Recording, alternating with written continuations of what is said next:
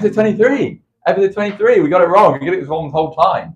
Time is literally flying. Time is moving forward as it always does. But you join us here at JLC TV, JLC, well, the home of JLC TV Live. But we are in our warehouse. We're in our HQ based in Bristol. This is where we do a line share of the business. This time we'll talk about, we're going to talk a little bit about JLC product, as we normally do. Maybe some people will come in, have a chat. Of course, we've got you guys as well. All probably 9 of you? 3. 3. All 3 of you. Yeah, look, we're trying to build something here. 5 now. It's 5, is it? Okay, shooting up. It's relatively new. This is a new venture for us. Yeah, we're just trying to do a little bit more engagement, create something a little bit more modern, a bit more sustainable, and just trying to reconnect with our customers as well, and also just add another level of authenticity about the business, of course, because there are so many businesses in the UK, desperately trying to fight and obtain market share, and we thought, why not do something a little bit different? And we'll do a live every day on YouTube at 1 p.m. where I will just talk about the story of how we came to be, because it's been an interesting one. It's been a long time. I've been here 11 and a half years, so. Yeah, so we've had a lot of bumps in the road, a lot of hurdles, and I will tell you those stories. And of course, you guys can ask me questions. I don't know everything. I don't claim to know everything that needs to be known about the sales world and how to operate within a business of this size. But I've learned a lot. So if anyone that's doing the same kind of thing, maybe you've just started your sales career, maybe you're looking to either go to another job, or maybe you're looking to negotiate a better job. Maybe you're looking to, I had somebody the other day actually reach out to me, and they were looking at leaving their current position and going to another business and be part of that business and be like an ordinary A shareholder as well. So that was interesting. So yeah, I gave him my 2 pence on that. So yeah, this is basically what it is, guys. So if you've got any questions during this. We've got one actually. Hit me up. Kelly would like to know, what did you have for your breakfast today? What do I have for breakfast? Normally, Kelly, I have big fan of the show, big fan, best fan. Normally I have my breakfast. Normally I have like a shake. So like I bought this next level blender, and I've got a couple of bananas, avocado. I put some chia seeds in it. I put some protein powder. I put some creatine. I put some mushrooms, because you guys know I love mushrooms. I put some reishi. I put some lion's mane. There's like mushroom extracts. I put all that in there. Yeah, and then I maybe put some nuts in there as well, and then coconut milk as well, just to top it all off. So yeah, it's about 1,000 calories. So for me, breakfast is a really tough one, because I'm not always hungry in the morning. So it's a good way. You won't get past the thing. It's a good way for me to just consume a lot in the morning as well. It gets me going. But that's what I normally have. But today, actually, I was a bit naughty. I had a bacon and an egg and hash brown sandwich. Normally, if we at JLC, if we hit over a certain figure in the day, breakfast gets bought for everyone. And yesterday we did that. Yes, you did it. Yeah. Oh mate, appreciate you. What did you have for breakfast, Charlie? Sausage and bacon sandwich. The classic. Can't say what actually I had. Just a bit grown. Yeah, the breakfast has evolved. So we go to we've got a local snack van in Clevedon, and they do everything from chips to burgers to all the rest. And I think we've evolved from just classic bacon sandwich, and I think a few people. What's the weirdest thing people order? It has to be Arthur's. He had a triple cheeseburger with an egg this morning. Triple cheeseburger with an egg for breakfast, guys. They have it all here. So yeah, breakfast has evolved. It's it's not for everyone, but who am I to judge? It's fine. What you can have. I mean, my breakfast probably sounds a bit gross. Mushroom extract with coconut water, and it doesn't look appetizing either. It's just I do frozen berries as well. I've got to be throwing in the blueberries as well, but that's normally what I have. But today was an exception, because today breakfast was one for the whole business. So we all ate well this morning, which is brilliant. It's part of one of the incentives, and it's just a little thing just to kind of the numbers recently gone up. It was a lower number, now it's gone up. We're just trying to push and trying to get into that next stratosphere of success. Certainly here at the business, really trying to push, really trying to rally. We know that we can do it. We know that we've got the partners that can take us there. Yesterday was a detriment to that. So yeah, we're going there. We're getting there. Do we have any more questions? Yeah, a couple of people would like to know where they can purchase the t-shirt from. Well, Natalie and Luke both want to know. So I can't say the name, but I will. Well, maybe I'll tell you where it is from. It's it's this YouTube. It's this LinkedIn. No, not LinkedIn. Instagram account called Shithead Steve. I just find all this stuff's really funny, and this is one of them. Actually, so I normally wear like just an overall, like a jacket with it, and I normally have a white t-shirt, and I've run out of white t-shirts. So I'm actually wearing this one today, Become Ungovernable. I think it's a positive message. Sometimes you just got to lead yourself. If you can't be led by others, then just lead yourself. And I just love it. It's a dog walking himself. You know, it's a positive message. So that's one of them. Is it any more? That's all the questions at the moment. Mm-hmm.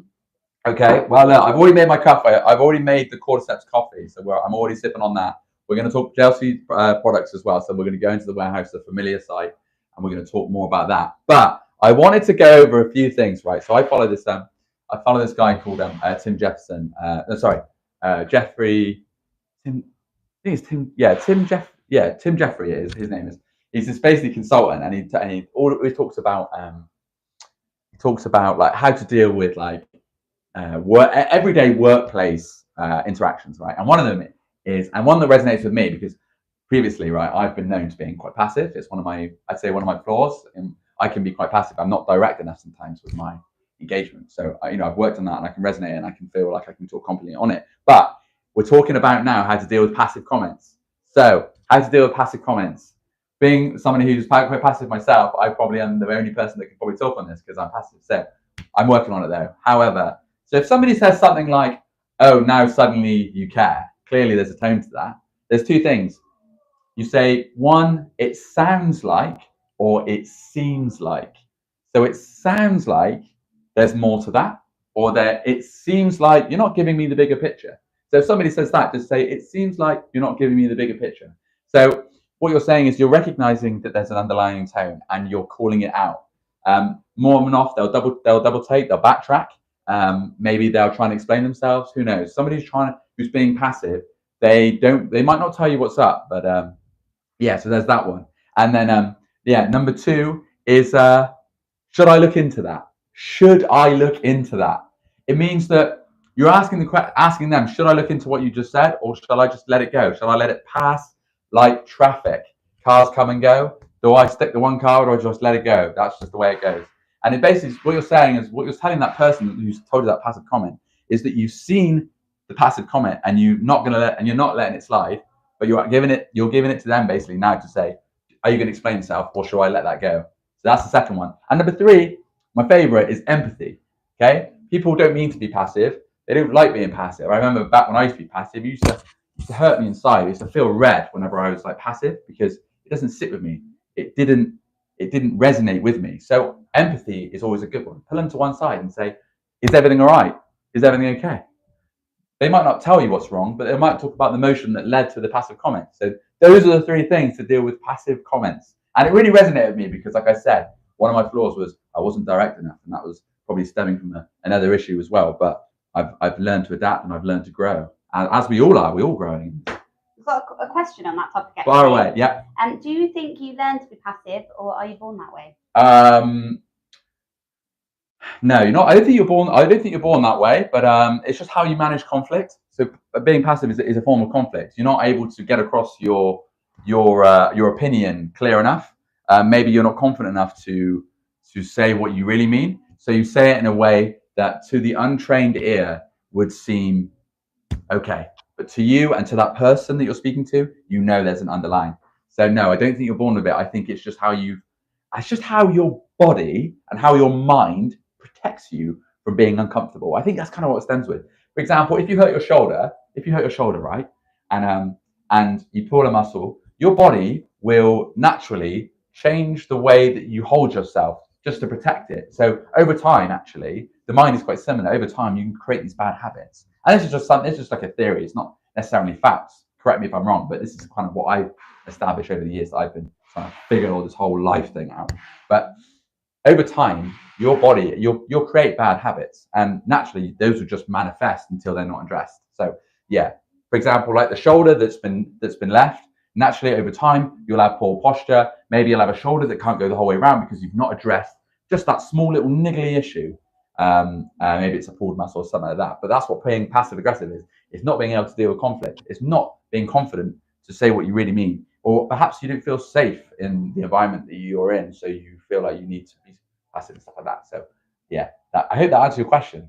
That was from Natalie, and I think I answered it well. Thanks, Natalie. Thank you. Benji would like to know, what's your opinion on sarcasm? Highest form of wit. I don't know.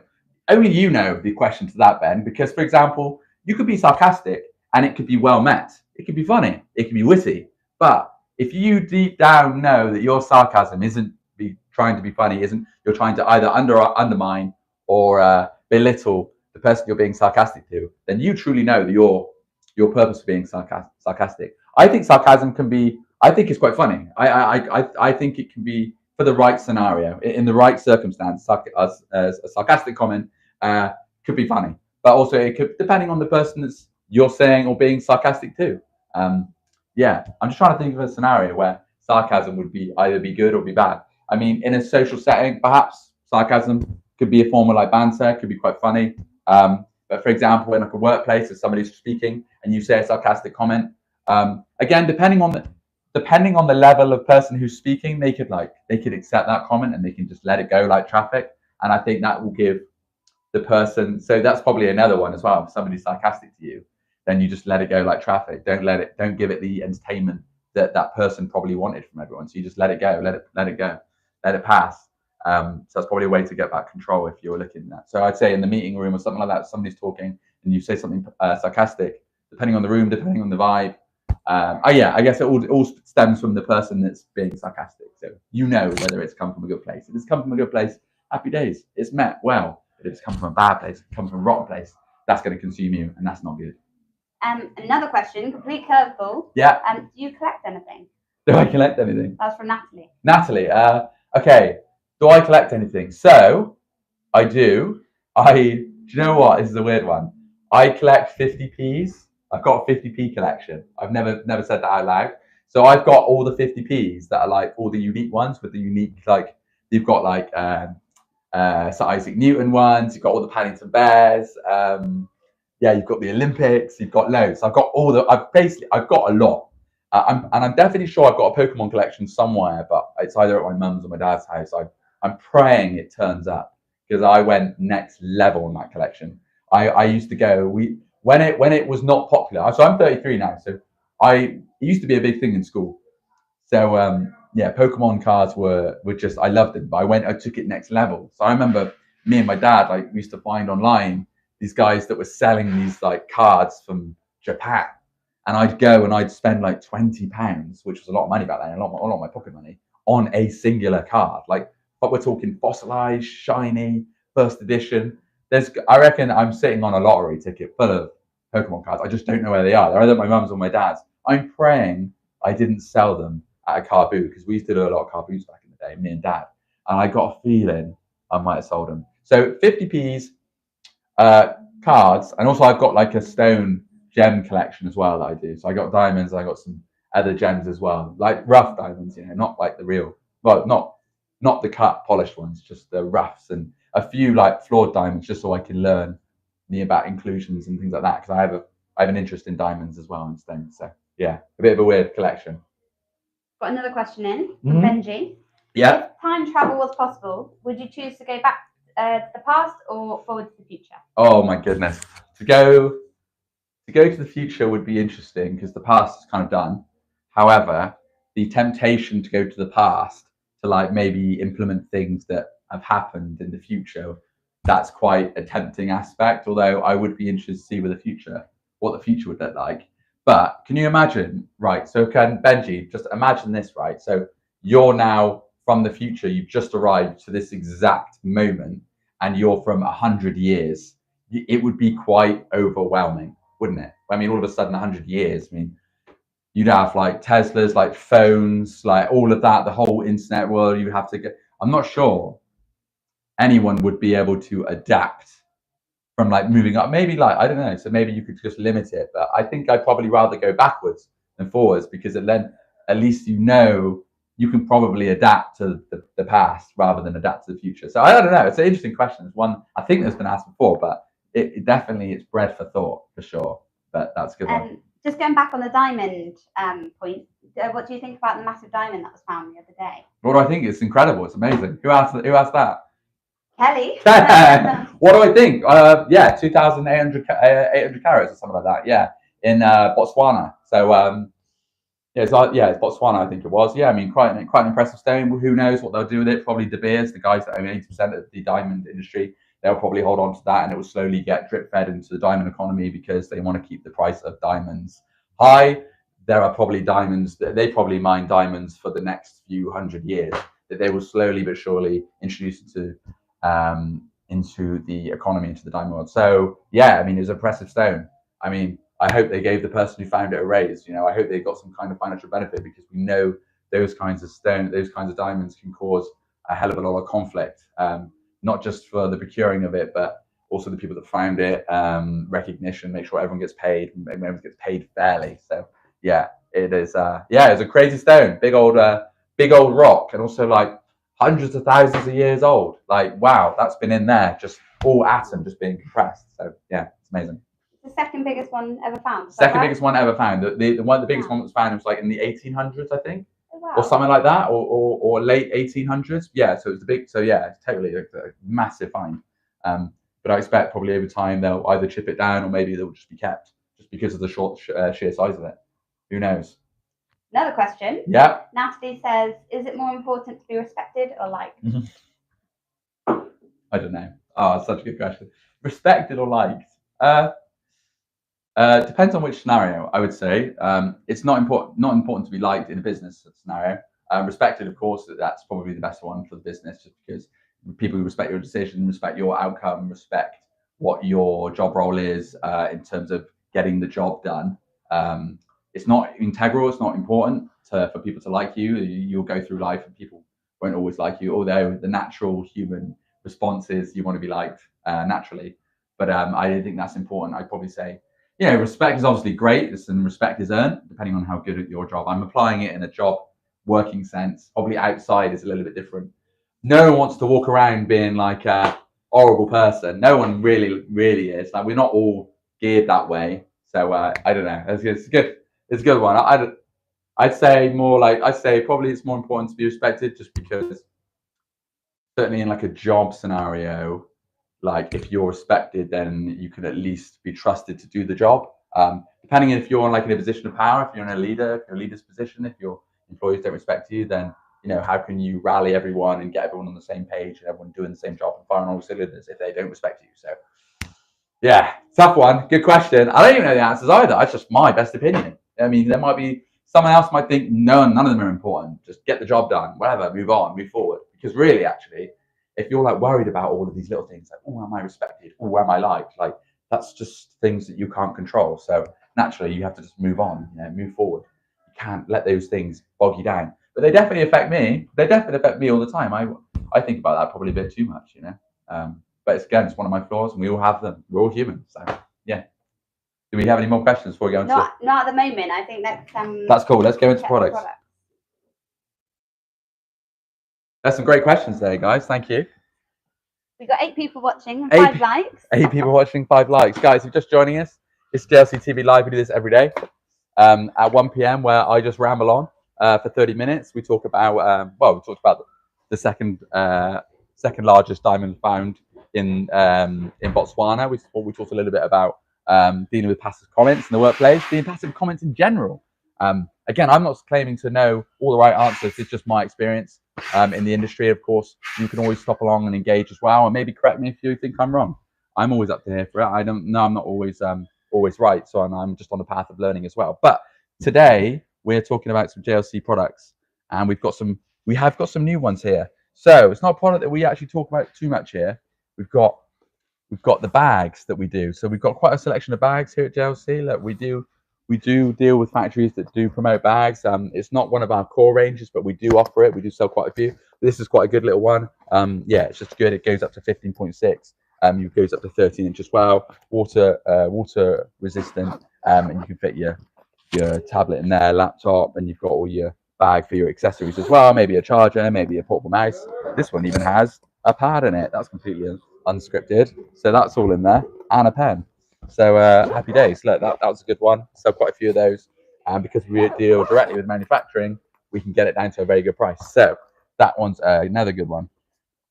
And on the theme of laptops and all those kinds of things, we know laptops are becoming way more streamlined. We know laptops are having less and less ports, which means that you can't hardwire in via Ethernet port. You can't use your USB-A mouse, USB-A keyboard that you prefer. You can't plug into more than one screen. So you need an adapter, which paved the way for a shed load of options. We only got 4 here, but just to give you an idea of what we do. So we've got this one here. It's USB-C, so this pretty much works with your Microsoft devices, your Lenovo. I mean, pretty much all the main vendors, main manufacturers of laptops. It's plug and play. You don't need any drivers needed. Basically, it enables you to use.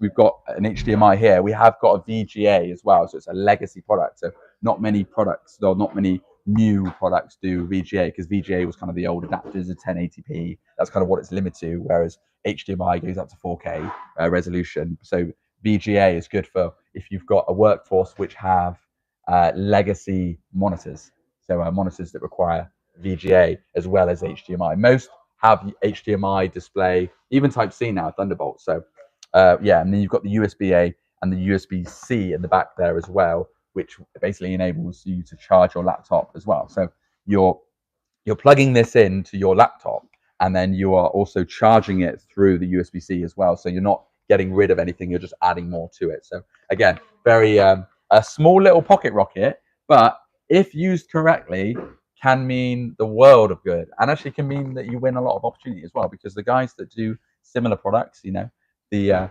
Kensington of the world, the Lenovos of the world, they're the big guys sat on top for a long time, making a lot of money. Theirs will be a hell of a lot more. So that's why we've come in and really disrupted, and we've started to sell a lot more of these. So happy days. And that's not to throw shade on them. They are good products, but we offer a solution that offers the same solution that they offer, just a fraction of the cost. So yeah. And they come with a 3-year warranty, not 2. So it's a 3-year warranty. So if there's any issues with this product during that 3-year that wasn't, you spilt your coffee on it, and it was just purely a defective product, you can speak to me or your account director or whoever at JLC, and we'll just send out a replacement free of charge next day. No problem. Yeah, and we've got some more similar, the same, so more or less the same. You've got HDMI, USB-As all the way along here, just really popular products. And this combined with your laptop sleeve, combined with the privacy screen, and we've got a charging solution here. We know Microsoft, basically they got rid of a lot of their so Microsoft got rid of all of their accessories like fairly recently, so basically paved the way for a load more accessories as well. So so just on that topic of Microsoft, we do a lot of Surface third-party chargers as well. Again, really popular. We know that if you've got a Surface outfit, you've got all of your employees that you've got 100, maybe like 1,000 employees that all got Surface. If you want an additional charger, or maybe some have been lost over the time, instead of buying an expensive Microsoft one or expensive Surface one, now you can come to us and buy your third-party JLC option, which comes with a 3-year warranty. Any issues, we'll replace, of course. But yeah, we sell a lot of these. These are really popular, and something that we don't really talk too much about, because we just don't. It's just a very good product. And then we've got something that's just really simple, just a USB-A hub as well. So yeah, it just does exactly what it says on the tin. Offers USB-A multiple. So you got your let's say you've got your you want to plug in your device, you want your smartphone, you want to do your keyboard, your mouse, all that kind of stuff. A really good product, and again, at a fraction of the cost of the main competitors as well. So that is it on the connectivity side. How many minutes are we in? We are 25 minutes in, ever so near. We absolutely smashed this one, so I think we're probably going to cut it unless we've got some. Well, there's one last question, I think, which is nice to finish it up on. It's from Benji. He says, if you could ask a future version of yourself one question, what would it be? Ask myself a future question. No, my future self. Future self a question. A question. Did we do it? Did we do it, Jack? Tell me, did we? Did we achieve it? Did we achieve everything we wanted to achieve? If not, why? Why? What's your excuse, man? That's probably what I'd say. Did we do it? are we good? And that's probably what I'll leave it on as well, because that's a good question. And that's definitely breath thought. Arthur, what would you ask yourself? What would I ask myself? Yeah, well, in the future. In the future, future me. Future you. Or future you. Future me. What would I ask? Now Arthur asking future Arthur a question. All right. Do I buy Bitcoin still? Really? That's what you asked? Are you still buying Bitcoin? Yeah. Well, no. It's Yeah. Typical answer, but I don't know if you get a bit more, moral, I guess. Hey, well, it's up to you, man. However you want to answer the question. The question itself is like, it's you're either going to think of it like deeply, like morally, or you're going to just be. I don't think I would want to know. I think no. Don't tell me, man. No, that's probably the best gift that you can give yourself. Yeah, but I'd rather live. Yeah. Like it's because the thing is like it's a paradox, Yeah. It will not happen. Yeah, true, like true. It's one of these things. No, I don't think I wouldn't want to know anyway. It's just Yeah, because knowing might alter your.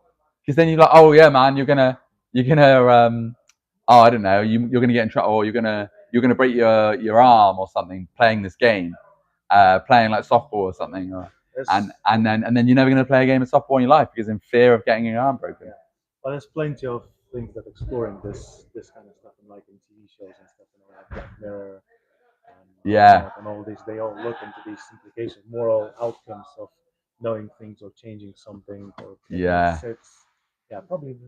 It's like Back to the Future stuff, isn't it? Yeah. Yeah, you're right. Yeah, but then you could apply like Doctor Strange's theory on it. Marvel's theory. Everyone's got a different timeline. Mobile, but that's probably another one for another time. Because it's like everyone's got its own little line, right? Because time wouldn't run that way. So if I went into the fort again, we don't claim to know about time travel here at JLC. We just know about distribution. But our theory is maybe time wouldn't work. That if we went into the future, we can't alter our. No. Because it's just that. Well, they say there's also another paradox. Like there is infinite versions of you. Yeah. Because like in this particular reality, because everybody sees you differently. You are different. Everybody sees you a different way. No two people see you the same way in terms of like how they like you. Yeah. So that's like. So is that another? I guess another paradox. Yeah, that's yours. So again, like would it be me in the future? Yeah. Oh my god. Cool. I'm too sober for this conversation. No, mate, it's great. It's bread for thought. Hello there, B. Cool. All right. Thanks, man. Thank you, man. That was deep. That was cool there. All right. Okay. Let's leave it there on that absolute paradox. Thank you, guys. See you tomorrow at 1 p.m.